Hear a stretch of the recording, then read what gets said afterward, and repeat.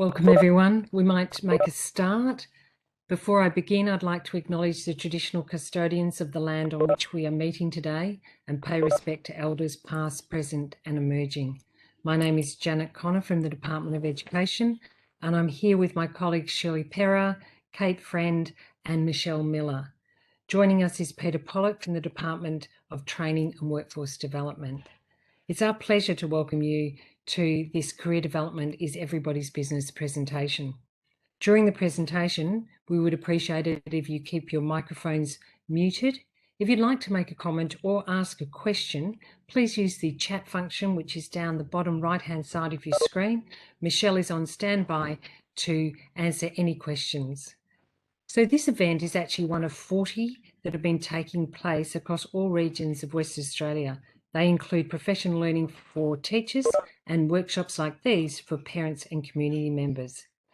The event is accumulation of much planning, coordination and collaboration across a range of organisations. And I would just like to acknowledge the Department of Training and Workforce Development, the Department of Jobs, Tourism, Science and Innovation, the Career Industry Council of Australia, the Jobs and Skills Centres, the Chamber of Commerce and Industry West Australia, Catholic Education WA, and the Association of Independent Schools WA. I'll now hand over to Shirley, who will begin this evening's program.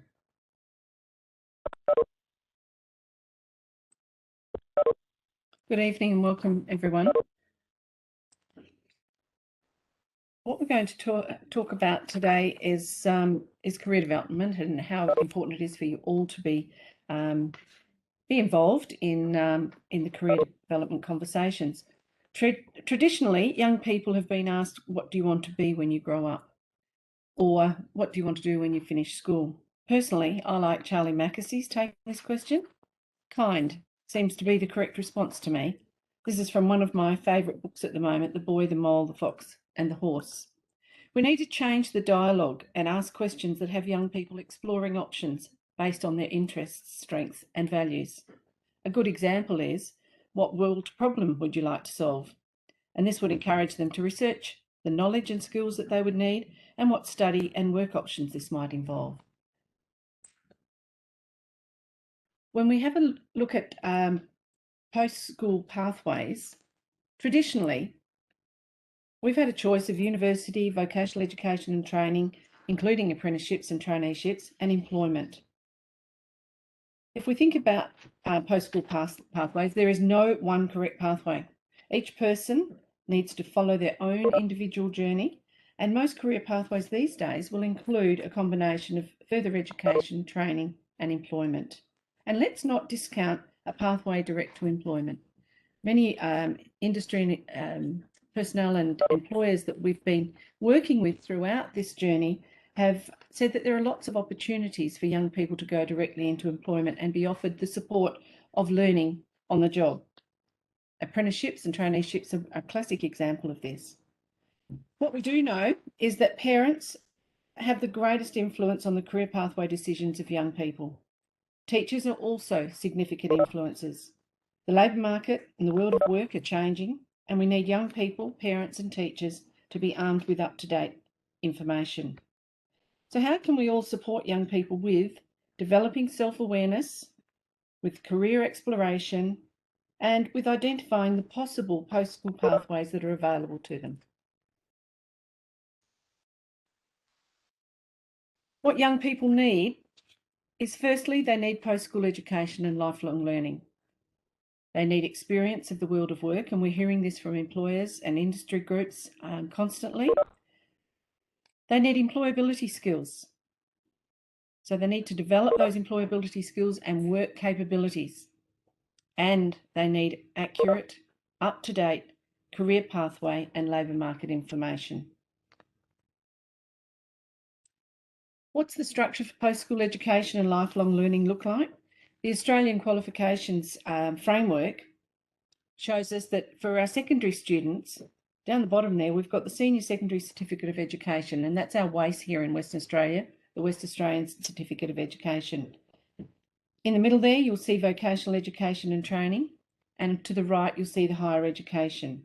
We have students that come out of senior secondary and go into Certificate 4 or a diploma, or some of our students who have got the right ATAR or other entry requirements and go straight into a bachelor degree. So it's not hierarchical where you've got to work your way through from the beginning, the bottom to the top. We actually need people to be aware that there are different entry points. There's also a range of alternative pathways to university now. And we saw last year, offers to university could be based on Year 11 results on predicted ATARs. And universities have already announced that this will apply this year too. So selection processes are becoming a little more agile. Experience of the world of work. Employers want young people with experience of at least an understanding of the world of work. Young people need to have meaningful encounters with workplaces, employers and employees. And that might be through work exposure, work exploration or work experience. Work experience is important to young people because it shows that they're reliable and trustworthy. It shows that they know how to work. It provides contacts and references in the beginning of a network. It provides confidence, improves confidence, sorry, and it provides opportunities to develop skills. Young people also need employability skills, and you can see on the screen there the list that comes from the National Skills Commission.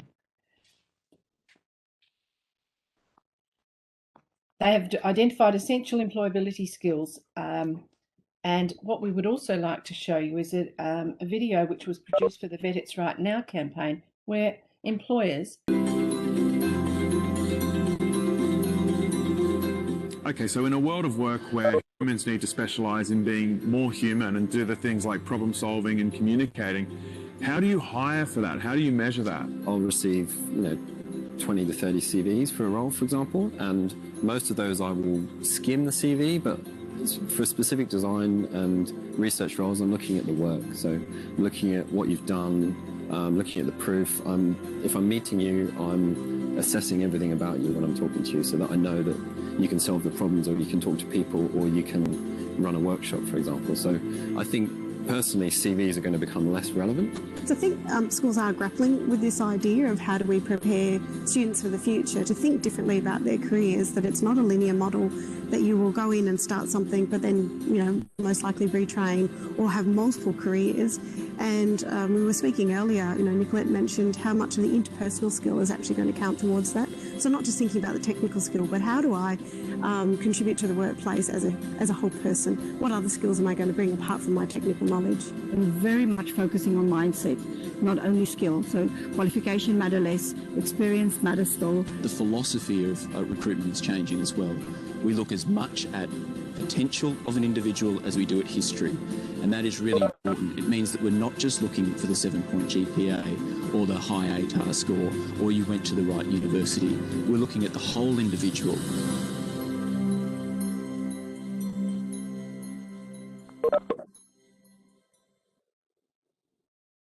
So you would have heard the employers in that video mentioning some of those employability skills and the capabilities that are required for young people.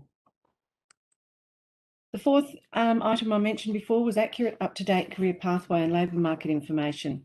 And we need to ensure that that information is high quality, it's accurate, it's current, it's impartial, accessible and age appropriate. No longer is the information that we had as young people and when we started work applicable to the young people today. I'm going to hand over to Janet now to talk to you about some of the sources of accurate, up-to-date career information. So a great place to start to find accurate, up-to-date career pathway and labour market information is the My Future website. You can see a screenshot of it there on your screens. Through a memorandum of understanding that we at the Department of Education joined into with the Department of Training and Workforce Development, we have actually been able to extend our subscription to the My Future website to all West Australians. So all system sector schools parents, community members can now actually create an account. Some of your children may actually be using this website to do career exploration at their schools. If you have a look along the top of the slide, you will see that the information within the My Future website is divided into 3 categories.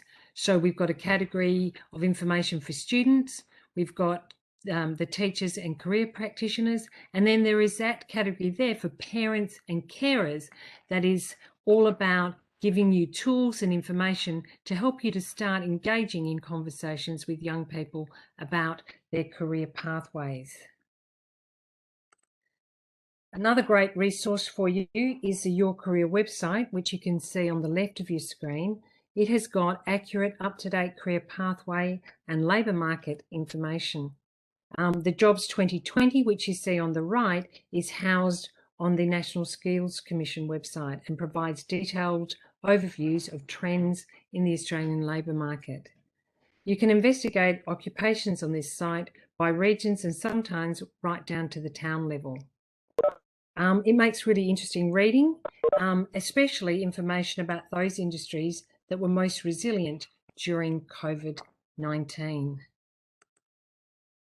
The Foundation for Young Australians is an interesting website to visit. They've done lots of research on the Australian labour market and the world of work and have some great reports full of easy to understand infographics, like the ones you can see on the screen here.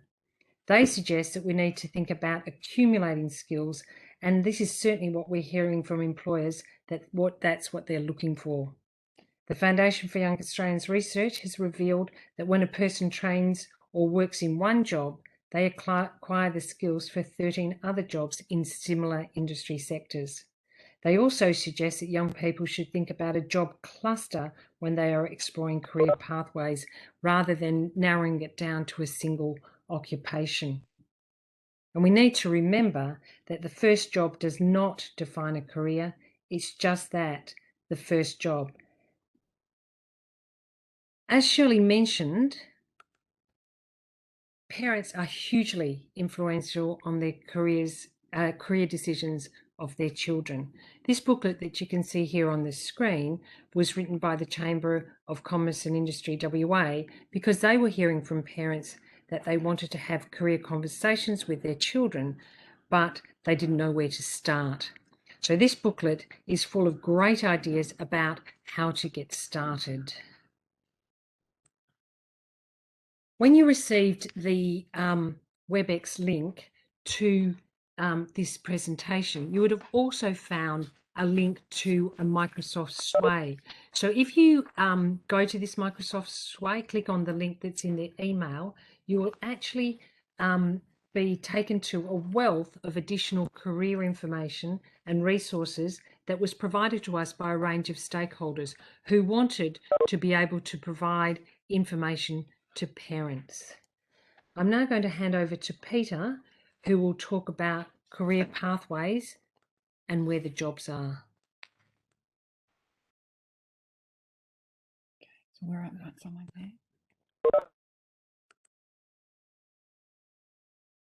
Sorry, everyone, just handing over. Lovely. Hello, good evening. It's good to be with you. And thank you to the Department of Education for the opportunity to present. My name is Peter Pollock, and I work with the department in a unit that supports the Jobs and Skills Centres, and I'll talk a little bit more about those in a minute. I'd like to present some information to you this evening about the labour market and young people post-COVID, a forecast for employment growth by industry, some vet options and opportunities that are available, and priority investment in WA. And basically that means where the jobs are. So the aim of this little presentation is to provide you with information that informs your conversations with your young people. The slide that's in front of you at the moment is WA Labour Force, April 2021 data release from the Australian Bureau of Statistics. So this marks the 14th month since the commencement of the COVID crisis response period in Australia, which was February 2020, and just over 1 year since socialisation was introduced by the National Cabinet. As I said, the source of this data is the Australian Bureau of Statistics. The graphic that you can see here is courtesy of the Chamber of Commerce and Industry, and also the Department of Training and Workforce Development and the State Economic Labour Market Team.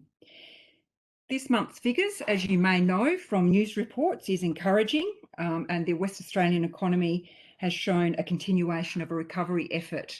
I have been asked by the Economic Labour Market Team just to let you know that any single month result doesn't necessarily indicate a turning point in market conditions, and there is monthly volatility, and that monthly volatility remains high at the moment. The JobKeeper program, as you may be aware, ended March 28, and to date, the Australian Bureau of Statistics reports no large-scale impact. If we have a look at the top left-hand corner of the graphic, the unemployment rate nationally actually fell from 5.6 to 5.5. Western Australia's overall unemployment rate fell from 5% in March to 4.9%. So we're now the state's unemployment rate is now the lowest of all of the states.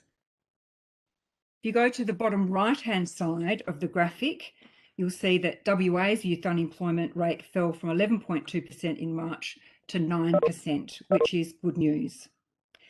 There is, however, from the yearly data, a longer-term trend, and that is towards part-time roles, often colloquially referred to as the gig economy, and there's growth there.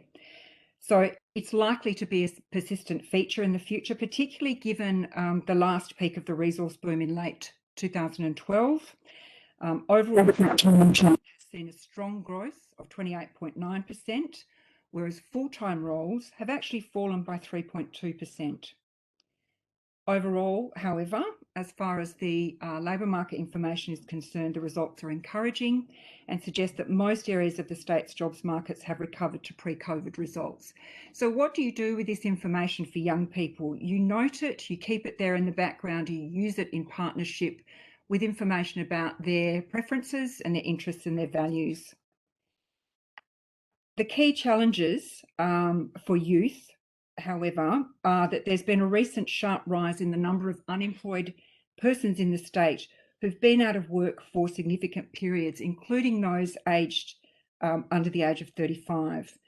So the duration of unemployment is an emerging issue. Longer-term youth participation continues to trend lower each year. And following COVID declines, it's yet to be determined whether they are locally and nationally an issue and whether they are long-term as opposed to short-term. What do we know about young people? We know, as far as the labour market is concerned, that young people's first job roles are often casual. They're often in part-time work in retail, hospitality, tourism and the arts. We also know that these were the areas that were most impacted across Australia and WA. We know that despite positive headline figures that we've just had a look at for state economic output and employment growth, some areas are yet to bounce back from the pandemic. We also know that essentially young people are the most impacted in any times of recession or any unprecedented event due to their precarious relationship with the labour market. The positive outlook for young people is that they need to be able to gain work experience, work exposure and work exploration. We know that school completion is a very positive form of attainment and allows people to be resilient as far as changes in the economic circumstances are concerned. There's also a range of approved qualifications that young people can complete while they're at school, and this increases and upskills them for when they leave school and move into the employment or further education and training. There's also a register of VET delivered to secondary schools. It's available on the DTWD website, and you may like to take a look at that to see exactly what is available as far as the VET in schools is concerned. There's also a very strong demand for STEM skills in the future. And there is a document called the WA State STEM Strategy, Future Jobs, Future Skills, and you may like to refer to that to see exactly what is happening in that particular sector as well. In addition, there is a huge amount of areas of investment in WA, and the government is plans to spend almost $29 billion on infrastructure over the next 4 years, including more than 11 billion on major roads and rail projects, and that's requiring substantial construction and engineering workforce.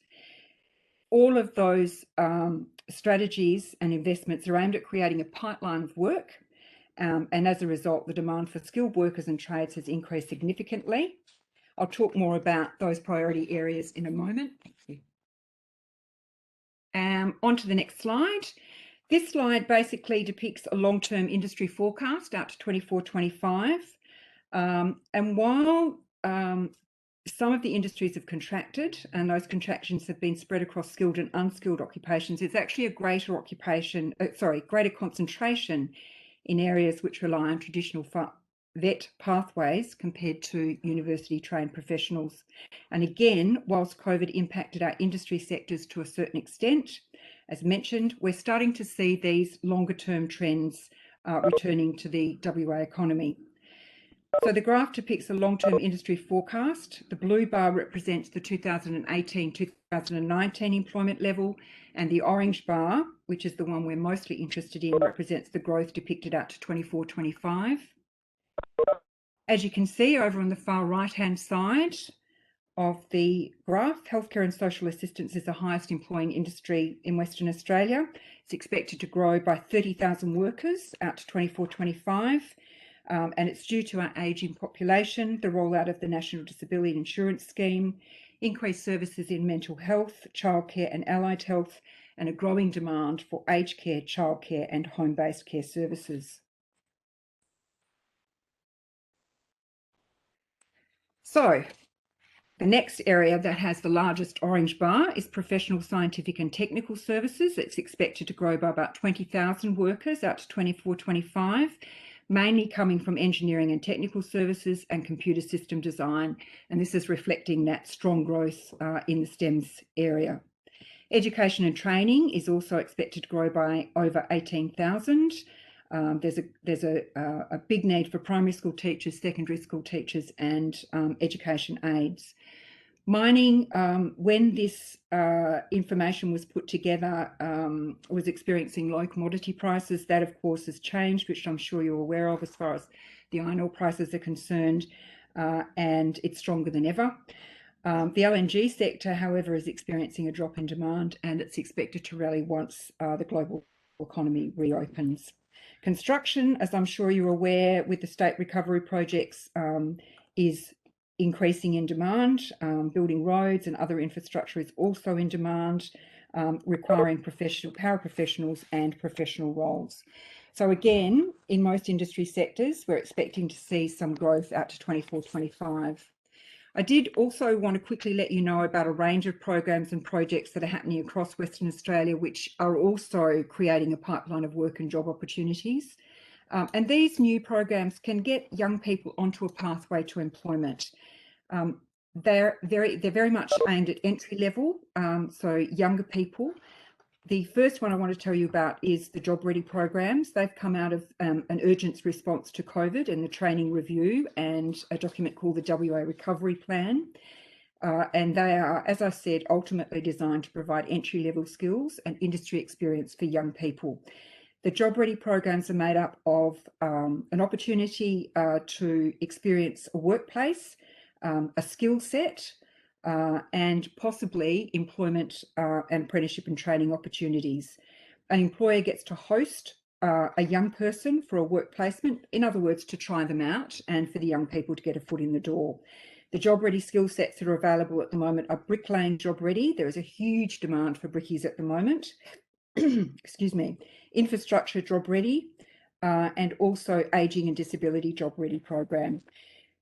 The Job Ready program is also tied to a brand new free Job Ready Connect portal that's been opened today and announced by the Minister. Anybody that does those skill sets becomes eligible to go onto that portal. So any Job Ready graduates are able to create a profile and connect directly with employers. That's if they don't gain employment through the Job Ready program. There's also a Construction Accelerated Apprenticeship program, or a CAP program, where a young person can gain skills, experience and knowledge in construction without any formal qualifications. So someone may not actually have the tickets, but may have the experience, and they can be assessed, and that assessment of their skills counts towards a trade qualification to boost their employability and career prospects. There's no age limit, but they must be WA residents. For further information, you can go to the Jobs and Skills WA website, and you can also approach your Jobs and Skills Centre, your local Jobs and Skills Centre. Jobs and Skills Centres are located across the state. There are 6 in the metropolitan area, and if you call the 13646 number, you'll be able to make contact with your local Jobs and Skills Centre. They provide free information and career guidance around career education and training pathways, and also employment pathways. And speaking about employment, as Shirley mentioned earlier, employment is not necessarily something to be dismissed. We know that there are legitimate pathways from school to employment, and that there are opportunities in all industries for people who don't have post-school qualifications. There are many jobs available in accommodation and food services and retail trade that are held by workers who don't have such qualifications. Higher education, obviously, is a pathway to university, including uni prep courses that are available at the moment, and also foundation programs and Cert 4. So there's many pathways into university that haven't actually been available previously. There's many pathways to trades and other vocations through VET. And all TAFEs have articulation pathway agreements and formal agreements with universities. The main message here is that these days it's not necessarily about one or the other, but more often than not, it's about a combination of employment, higher education, tertiary education, whether it's through a university or through VET. So it's and, not either or. It's not necessarily a binary decision. All of the programs that I've just talked about are a great way for young people to get their transferable employability skills. VET delivered to secondary schools is very much about being able to skill up while young people are at school. Students who have achieved a senior secondary certificate of education are substantially more likely to make a successful transition to further education, training and work than early school leavers, and I'm sure many of you are aware of that. VET delivered to secondary school students provides an opportunity for young people to acquire workplace skills, taste the workplace and gain those employability skills. And VET can also be undertaken, the VET in Schools program can be undertaken as a part of the WACE. There are endorsed programs that can be delivered in a variety of settings by schools, training organisations, workplaces, universities and community organisations. The courses are developed by industry, and once a student is assessed as competent against national agreed standards, they're awarded a full or partial VET qualification.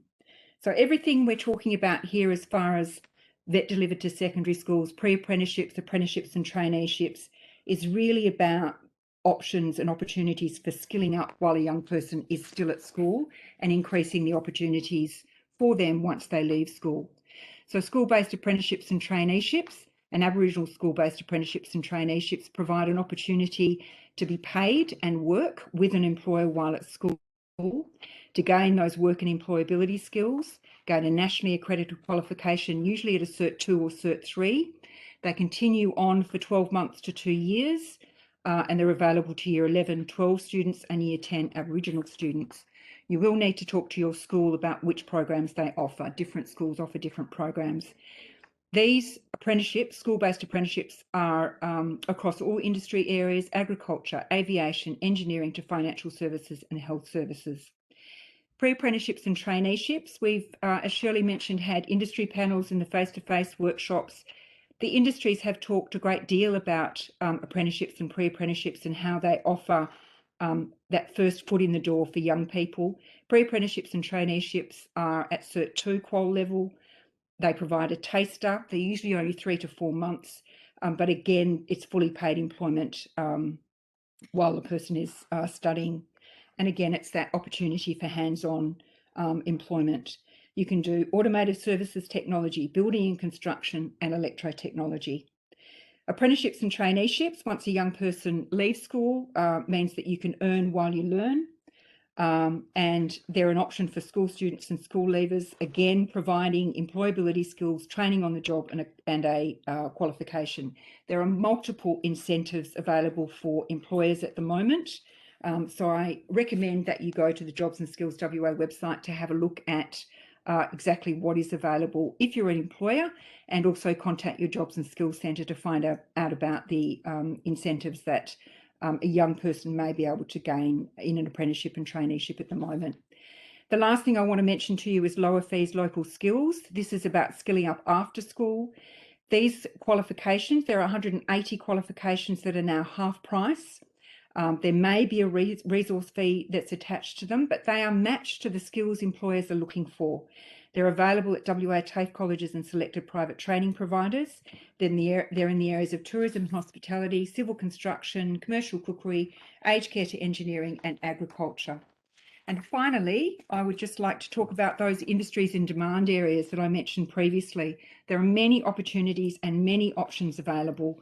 If you go to, again, the Jobs and Skills WA website, or if you'd like to take a look at the WA Recovery Plan, if you just Google WA Recovery Plan, you'll see the huge range of strategies and investments that are happening across the state, particularly in the areas where there are issues, post-COVID, resources, construction, allied health and social assistance, agriculture, defence industries, tourism and hospitality, and STEM. So these are the areas of a great deal of government investment where there's the greatest need and where the jobs will be in the future in WA. There's a great deal of diversification in these sectors and across occupations due to technology, digitisation and automation. And there are many jobs that you may not have considered in these sectors. In all of these priority investment areas, there are trade, paraprofessional and professional pathways. That's all from me. If you have any queries, then you can go to the Jobs and Skills WA website. There is an inbox that you can send an email to us, or you can call 136464, and Shirley's just about to show us that slide. So thank you, everyone, and good luck. And I'll now hand back to Shirley, who's going to close off for us. Thank you, Peter. And it's been a bit of a lightning tour and a lot of information for you to digest. But what we would like is to leave you with some of the key messages that we hope you're taking away from this session. And that is that, firstly, that everybody has a role in ensuring young people are ready for the future world of work. And importantly, the career conversations that we have with young people are a great starting point. As Janet said, there is the Chamber of Commerce and Industry guide that you can use to get some ideas about how to have those conversations. The high quality, up-to-date career pathway and labour market information is crucial. And Janet walked you through a couple of really reliable sources of information. And I'd encourage you to get onto the My Future website with your children and start to share some of the information that's on there. As always, despite the pandemic, education, experience and work capabilities are essential. That message came through very clearly from the employers that came and presented on the panels at our face-to-face sessions. So the best thing that young people can do right now is continue their education, explore career pathways and follow their interests. We would like to point you to the link that was emailed to you for a feedback form. We would really be interested in hearing any feedback that you have, simply because there's been a commitment made to continue these sessions for schools and parents for the next 3 years. Our face-to-face sessions have been very well attended, with 80 participants on some occasions, and we still have waiting lists that we are going to be having a look at to see how we can address that as well. But so any feedback that you can provide us with that will inform future sessions would be very, very much appreciated. But thank you very much for joining us. And and we will stay online for any questions. So if we will unmute the microphones so that if anyone would like to ask a question, we may be able to respond.